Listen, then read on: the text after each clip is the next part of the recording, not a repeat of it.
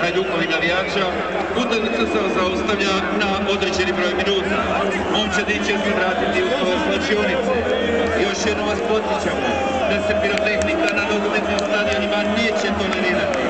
Ukoliko se nastavi s bacanjem pirotehnike, utakmica će biti prekinuta i protiv gledatelja i protiv kluba će biti poduzete odgovarajuće disciplinske i kaznene mjere. Ponavljamo, ova utakmica bit će prekinuta ukoliko se nastavi s bacanjem pirotehnike. Hvala vam.